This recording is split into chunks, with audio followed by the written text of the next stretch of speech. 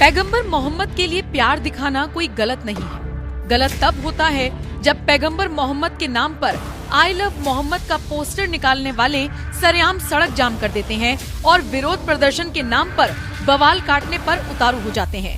उत्तर प्रदेश के जिला बरेली में 26 सितंबर को कुछ ऐसा ही हुआ, जब जुमे की नमाज के बाद भारी संख्या में मुसलमान बरेली के खलील चौराहे, श्यामगंज इलाके और नोवेल्टी तिराहे के पास जुटने लगे और देखते ही देखते भीड़ ने पुलिस पर पथराव कर दिया, जिसके बाद पुलिस ने भी लाठी भांजना शुरू किया तो फिर दौड़ा दौड़ाकर बवालियों को ऐसा सबक सिखाया कि उनकी 7 पुश्तें याद रखेंगी।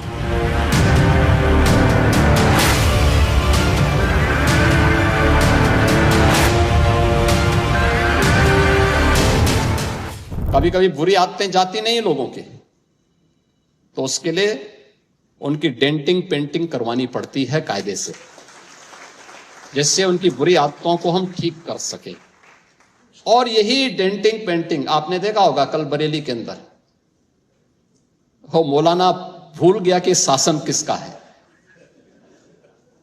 वो ये मानता था धमकी देंगे और हम जबरदस्ती जाम कर देंगे। हमने कहा जाम नहीं होगा, कर्फ्यू भी नहीं लगेगा, लेकिन कर्फ्यू का सबक तुम्हें ऐसा सिखा देंगे कि तुम्हारी आने वाली पीढ़ी दंगा करना भूल जाएगी। क्या तरीका है ये? आप सिस्टम को ब्लॉक करना चाहते हैं। विरोध प्रदर्शन के नाम पर बरेली में बवाल काटने वाले शायद भूल गए थे कि यूपी में भगवाधारी योगी आदित्यनाथ की सरकार है, जिनके राज में अराजकता, हिंसा और बवाल बिल्कुल बर्दाश्त नहीं किया जा सकता। यही वजह है कि आई लव मोहम्मद के नाम पर जैसे ही मुसलमानों ने बरेली में बवाल काटा, फिर तो पुलिस वालों ने भी बवालियों को दौड़ा दौड़ाकर सबक सिखाने में कोई कसर नहीं छोड़ी, क्योंकि सत्ता में बैठे सीएम योगी ने ऐसे अराजक तत्वों से निपटने के लिए पुलिस को खुली छूट देते हुए यहाँ तक कह दिया था कि एक भी उपद्रवी बचना नहीं चाहिए। दशहरा बुराई और आतंक के दहन का पर्व है। कार्रवाई के लिए किसी और समय का इंतजार न करें। कार्रवाई का यही समय है, सही समय है।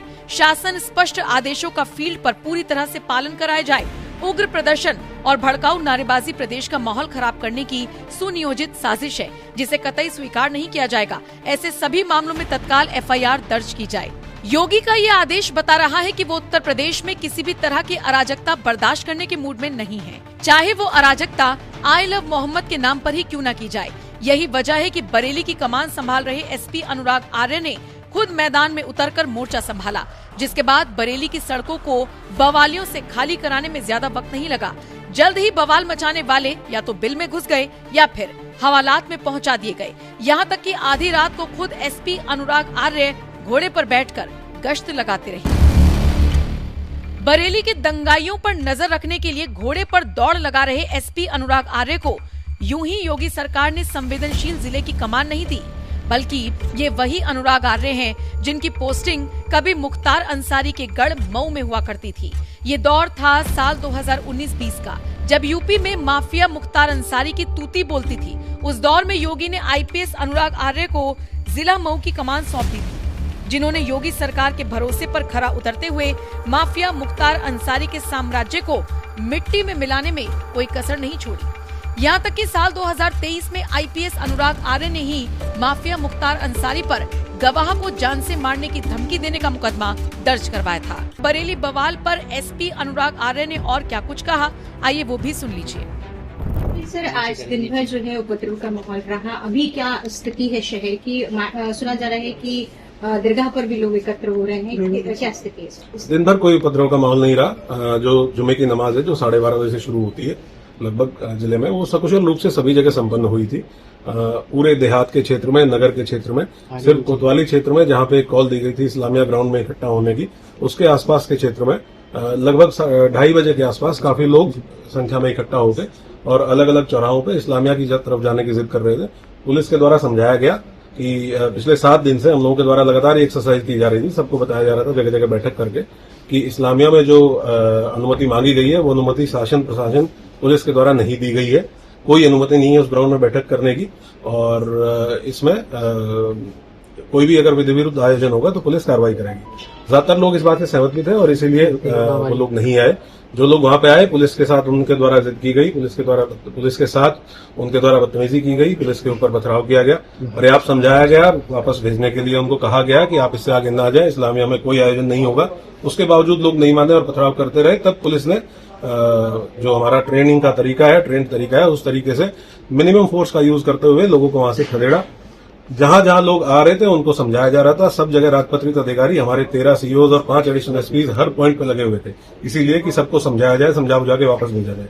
लेकिन जहां जहां लोग नहीं माने और उनके द्वारा इस तरह का कृत्य किया गया, वहां पुलिस के द्वारा मिनिमम फोर्स यूज करते हुए लोगों को वहां से भगाया गया है। हम लोग विस्तृत रूप से इसमें जांच कर रहे हैं कि इसके पीछे कौन कौन लोग हैं, प्रत्यक्ष रूप से अप्रत्यक्ष रूप से कौन कौन लोग इसमें शामिल हैं।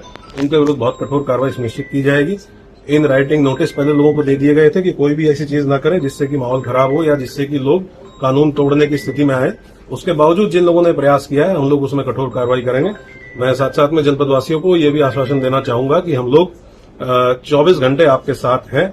जो पुलिस के अच्छे लोग, जो पुलिस के सहयोगी हैं, अच्छे लोग हैं, जो जनपद में अमन चैन शांति चाहते हैं, उनकी प्रोटेक्शन के लिए, उनकी सुरक्षा के लिए पुलिस 24 घंटे उनके साथ है।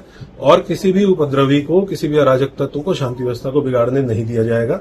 इसके साथ साथ ये भी मैं निश्चित कराना चाहूंगा कि किसी भी निर्दोष व्यक्ति को हम लोग परेशान नहीं करेंगे। निर्दोष व्यक्ति को किसी प्रकार से कार्रवाई नहीं की जाएगी, लेकिन किसी दोषी को नहीं बख्शा जाएगा। सर, क्या फायरिंग भी हुई है पत्थरबाजी की? हाँ, कुछ जगहों पे फायरिंग की सूचना भी प्राप्त हुई है और हम लोग उसको भी कलेक्ट करा रहे हैं। कुछ खोखे भी हम लोगों ने कलेक्ट किए हैं। कुछ पुलिसकर्मी घायल हुए हैं, उन पुलिसकर्मी को मेडिकल के लिए, उनके ट्रीटमेंट के लिए भेजा गया है। हम लोगों ने पब्लिक से भी कहा है कि अगर कोई व्यक्ति ऐसा है जो उसको मेडिकल ट्रीटमेंट की जरूरत है तो आए, हम उसका मेडिकल ट्रीटमेंट भी कराएंगे। सूचना भी आ रही है कि दरगाह पर भी लोग इस वक्त लोग एकत्र हो रहे हैं, कोतवाली भी आ रहे हैं, प्रेशर बनाने की कोशिश की जा रही है। नहीं, हम लोग आप ये देखिए, पिछले 7 दिन से लगातार हम लोग संवाद कर रहे थे। सभी धर्मगुरुओं से संवाद किया गया, सभी जनप्रतिनिधियों से संवाद किया गया, जो शहर के सभासद हैं, पूर्व सभासद हैं, प्रधान, गांव प्रधान है, देहात के, सबसे बातचीत की गई, सबको समझाया गया, सभी लोगों ने सहयोग भी किया। उसके बावजूद अगर पुलिस के ऊपर पथराव करेंगे, कानून तोड़ने की कोशिश करेंगे, तो जाहिर सी बात है कि पुलिस कार्रवाई सुनिश्चित करेगी। और कोई प्रेशर टैक्टिक हम लोग इसमें इसका कोई तरीका नहीं है। जो गैर कानूनी है वो गैर कानूनी है, उसमें चाहे कोई प्रेशर यूज करे, चाहे कुछ भी यूज करे। लेकिन हम लोग सभी के साथ संपर्क में है। ये हमारी और पब्लिक की, धर्मगुरुओं की, राजनेताओं, सबकी जिम्मेदारी है कि जनपद का माहौल शांतिपूर्ण रहे। उसके लिए हम लोग सभी से बातचीत कर रहे हैं। अलग अलग लोगों से बातचीत कर रहे हैं और हम लोग ये सुनिश्चित करेंगे कि जनपद का माहौल शांतिपूर्ण। कॉल किया था मौलाना ने, क्या उनके खिलाफ भी कार्रवाई की जाएगी? डेफिनेटली जितने लोग कॉल करने में शामिल थे, लोगों को एकत्र करने में शामिल थे, पुलिस प्रशासन को गुमराह करने में शामिल थे, उन सब के विरुद्ध कठोर कार्रवाई इंश्योर की जाएगी। किस टाइप के नाम भी सामने आए हैं ऐसे कॉन्स्पिरेटर्स के जो ये सब हिंसा हुई है? अभी हम लोगों ने कुछ लोग हिरासत में लिए हैं, उनसे बातचीत की जा रही है। उनके मोबाइल जो डेटा है वो भी देखा जा रहा है, उनके मोबाइल के रिकॉर्ड्स भी देखे जा रहे हैं कि किस किस टाइम पे, क्योंकि आप ये देखें, आप लोग सब मौजूद थे, लगभग 2-2:30 बजे तक स्थिति एकदम सामान्य थी। सभी लोग अपने जहां जहां उनका निर्धारित जगह है, अपने गांव मोहल्ले की मस्जिदों में लोग नमाज पढ़ के वापस जा रहे थे। अचानक से 2:30 से और 3 के बीच में ये भीड़ जगह जगह पे इकट्ठा होनी शुरू हुई। तो डेफिनेटली कोई ना कोई इसके पीछे ऐसा व्यक्ति रहा होगा जिसने 2:30 बजे इंस्टिगेट किया होगा मॉब को कि आप मौके पे जाएं और इस तरीके से पुलिस के साथ करें, और जहां बैरिकेड है वहां बैरिकेड तोड़ दीजिए, लोगों में दहशत का माहौल फैला दीजिए। आप देख रहे हैं कि पूरा बाजार का एरिया है, लोगों की दुकानें खुली हुई थी, लोग अपना दुकान खोलते हैं, उनकी दिनचर्या चलती है, उनका घर चलता है, उसमें दहशत का माहौल बनाया गया। कुछ एक पत्रकार साथी हैं, उनकी बाइक तोड़ी गई। तो इस तरीके का एक माहौल 2:30 से 3 के बीच में बनाया गया। तो डेफिनेटली इसमें कोई ना कोई कॉन्स्पिरेटर है जो पीछे से इसको इंस्टिगेट कर रहा था, और कोई ना कोई लीडर्स, मॉब के लीडर्स हैं, भीड़ के कोई ना कोई ऐसे लोग हैं जो मौके पे इस चीज को इंस्टिगेट कर रहे थे। हम उनको सबको बुक करेंगे। सर, कुछ एफआईआर भी हुई है इसमें? एफआईआर अभी दर्ज की जा रही है, क्योंकि आप देख ही रहे हैं, अभी तो हम लोग सभी पूरा क्षेत्र भ्रमण करके आ रहे हैं। तो इसके लिए हम लोग अभी बैठेंगे और सब लोग, जितने टीमें जहां जहां पे थी, डिप्लॉयड थी, उनसे बातचीत करेंगे, जो हिरासत में उनसे पूछताछ करेंगे अलग अलग टीम बना के, और जब जो निष्कर्ष आएगा उसके आधार पर एफआईआर दर्ज करेंगे। अलग अलग थानों में कितने लोग हिरासत में लिए गए हैं? कोई फिगर सामने? मैं आपको फिगर अभी नहीं दे पाऊंगा, लेकिन लगभग 15-16 लोग हम लोगों ने अभी हिरासत में लिए हुए हैं, जिनसे हम लोग बातचीत कर रहे हैं। किस टाइप के हथियारों का इस्तेमाल हुआ है और क्या एनएसए जैसी कार्रवाई भी होगी इनके खिलाफ? जो भी वाजिब कार्रवाई बनती है विधिक रूप से, विधिक प्रावधानों के अंतर्गत जितनी कार्रवाई, कठोर कार्रवाई होगी वो हम लोग इंश्योर करेंगे।